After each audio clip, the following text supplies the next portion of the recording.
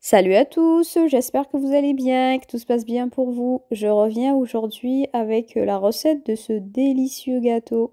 Regardez-moi cette texture, il est juste parfait avec cette texture moelleuse et onctueuse à la fois avec la crème.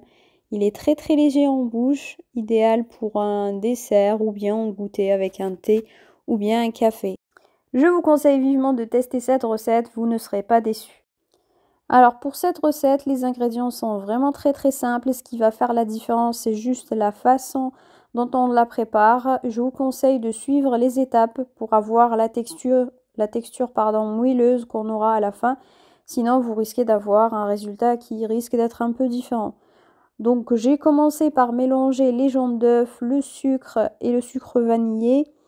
J'ai rajouté le lait.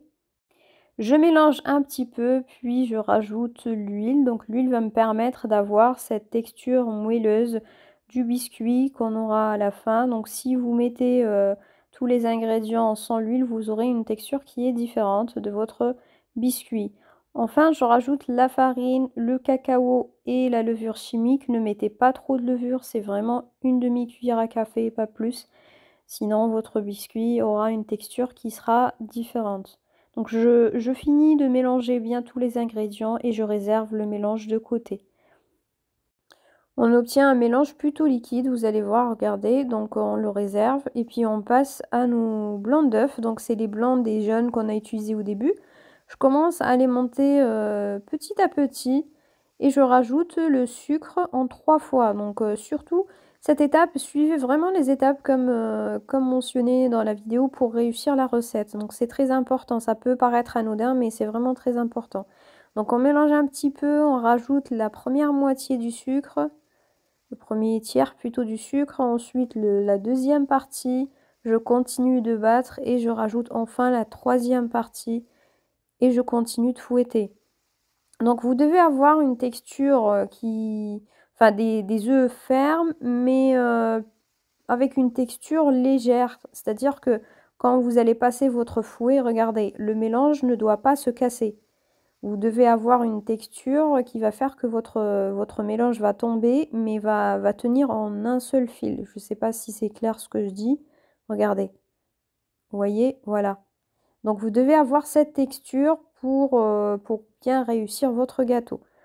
Donc là, je reprends l'autre partie ou mon autre mélange. Je mets 2 cuillères à soupe de mes œufs. Et puis j'essaye de détendre un petit peu tout ceci parce que j'ai laissé poser quand même un petit peu le mélange, donc ça durcit un peu.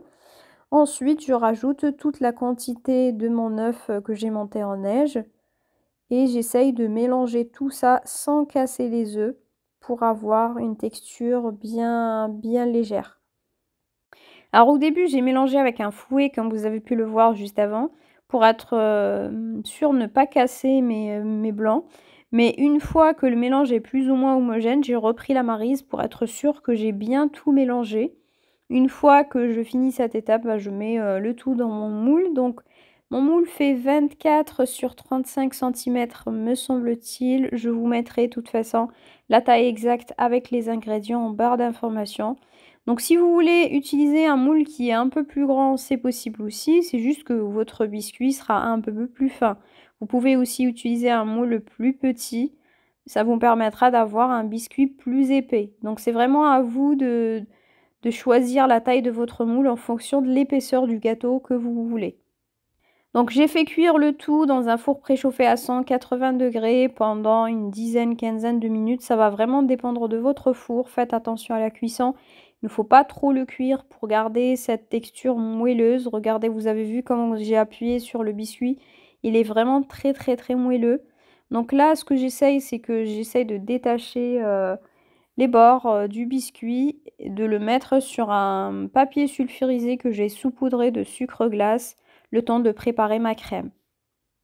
Vous n'êtes pas obligé de faire cette étape-là, vous pouvez très bien laisser le biscuit dans son papier de base, on va dire de cuisson. Vous allez juste avoir les bords qui vont se décoller, mais rien de plus. Le biscuit est très moelleux et il conserve cette texture pendant plusieurs jours, donc vous pouvez très bien le laisser dans son papier avant de préparer la crème et de faire le montage de votre gâteau.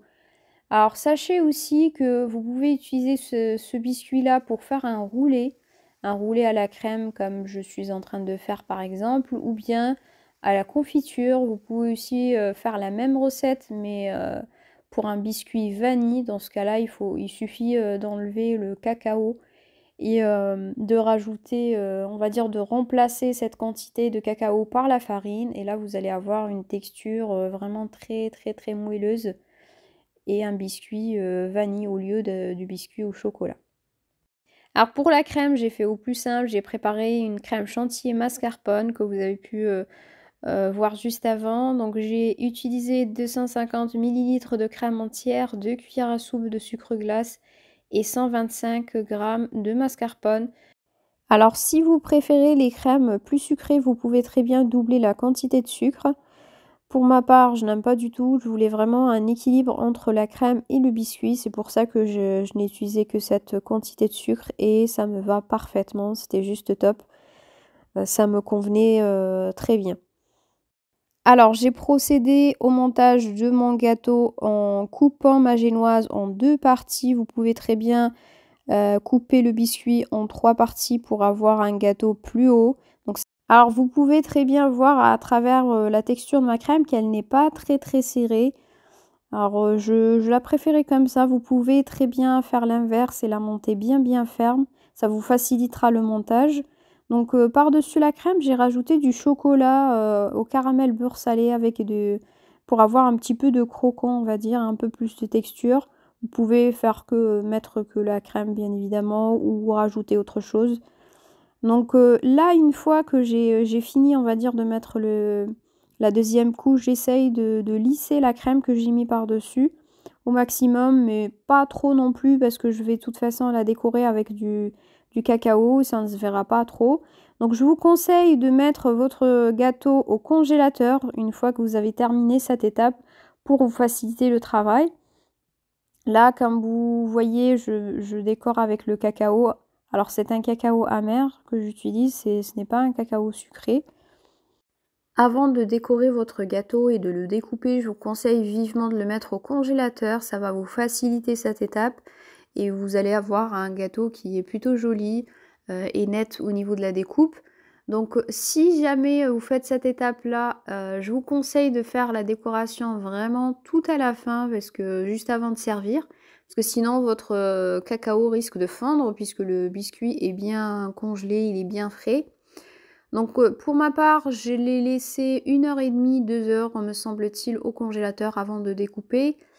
Ensuite, je l'ai décoré et j'ai rajouté le sucre glace comme vous pouvez le voir. J'espère que la recette d'aujourd'hui vous a plu. N'hésitez pas à la tester, à me partager vos photos sur Instagram si jamais vous le faites, à me mettre des petits pouces bleus et des commentaires pour m'encourager. À très vite dans une nouvelle vidéo. Ciao ciao, prenez soin de vous.